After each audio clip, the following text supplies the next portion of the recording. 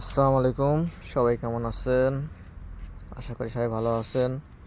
তো চলুন আপনার একটা নতুন গাছের সাথে, নতুন বললে ভুল হবে, এটা আসলে দেখেন, এটা দেখতে তাল গাছের মতো, কিন্তু তাল গাছ নয়।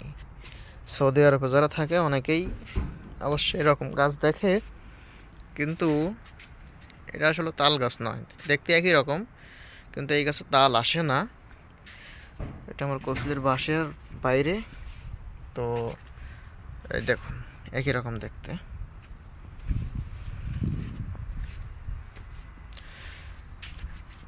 একই রকম দেখতে, কিন্তু তাল গাছ নয়।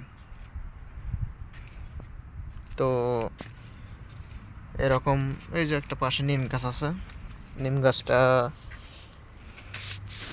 কিছুদিন আগে লাগাইছে, তাও তো তো 3 মাস হয়ে গেছে, মিনিমাম 2-3 মাস হয়ে গেছে। এই যে নিম গাছ,